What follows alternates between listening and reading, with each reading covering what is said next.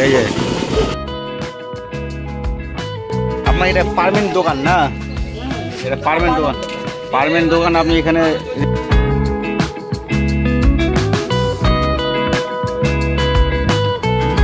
সকালে এসে রুটি খেতে, রুটিটা কিরকম বলো? রুটিটা সেই একবার খেলে আবার খেতে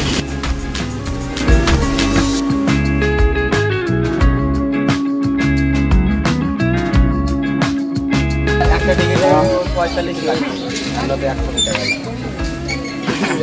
নমস্কার বন্ধুরা, আরেকটি নতুন ভিডিওতে তোমাদের সকলকে জানাই স্বাগত। যে রুটিগুলো কীরকম দাম নিচ্ছেন? দাম কীরকম নিচ্ছেন?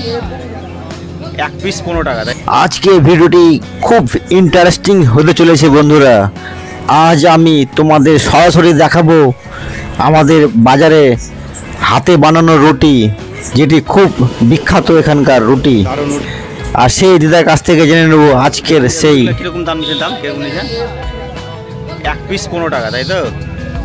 1 পিস 15 টাকা, সঙ্গে চাটনি আর বেগুন।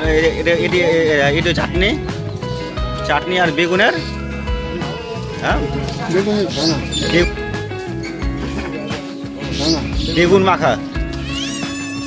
1 পিস রুটি আর একটি রুটির দাম 15 টাকা, সঙ্গে দিছে বেগুন পোড়া আর চাটনি। খেতে খেতে কেমন লাগলো? খেতে কেমন লাগলো? First class. তো তুমি কি রেগুলার আসো খেতে নাকি এখানে? রেগুলার খাও একটা রুটি না, খেলে দেবে?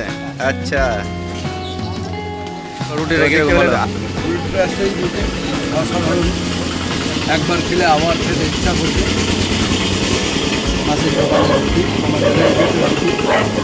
এই যে দারুণ রুটি। ওখানে কাকার খাওয়া হয়ে গেলে জল খাচ্ছে ওখানে।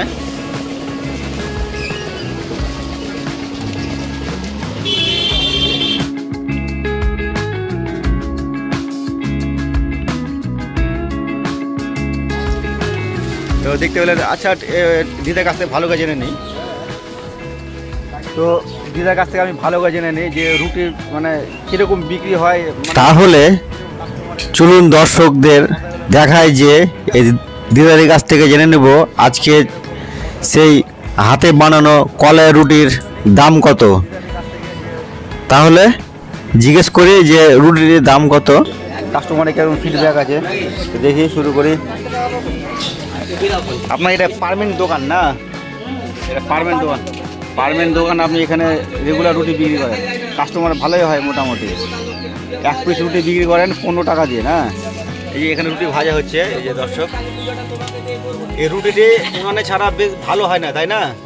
লকড়ি কাঠি এসব দিয়েই এটাকে তৈরি করতে হয়, নাহলে ভাজা ভালো হয় না গ্যাসে। বা আপনি তো অনেকক্ষণ ধরে খাচ্ছেন দেখছি।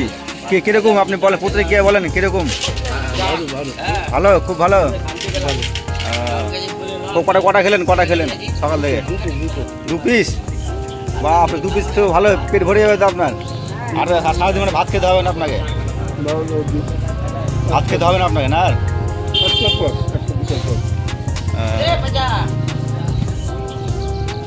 এই যে এখানে রুটি ভাজা যে পিস সাজিয়ে রাখা আছে, এটি এক ছোট্ট বাজারে এটা দোকান। এটা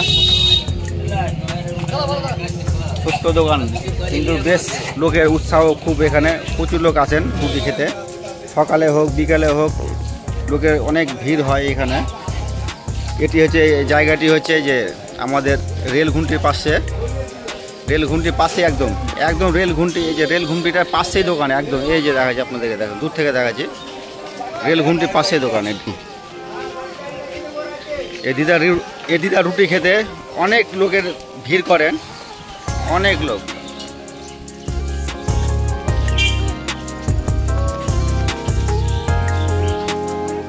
এটি দোকান, তিনি নিজে হাতে ময়দা মেখে। এটি হচ্ছে চাটনি, এটি হচ্ছে বেগুন পোড়া। এই যে এটি বেগুন পোড়া। এই যে এখানে ময়দা, এই ময়দা, এটি হচ্ছে ময়দা।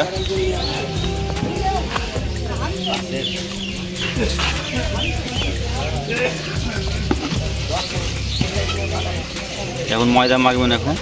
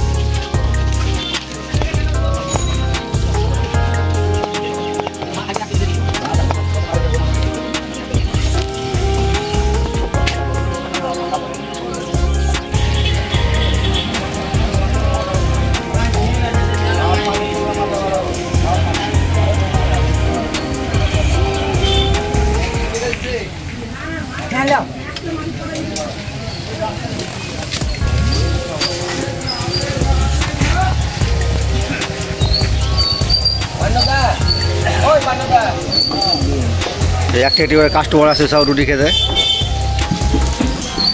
তুমি চলে আসলে রুটি খেতে, কেমন লাগে রুটি খেতে? ভালো লাগে? হ্যাঁ কেমন প্রত্যেকে দাও তোমার প্রত্যেকে এখানে যেন আরও দর্শক যেন কাস্টমার যেন আসে এখানে খেতে, আরও ওই জন্য ভিডিওটা বানাচ্ছি এখানে সবার মাঝে ছড়িয়ে দেবো ভিডিওটা। ভালো না? দারুণ। মানে একবার খেলে আবার আসতে হবে। ঠিক আছে, খাও, হাত পা ধোও।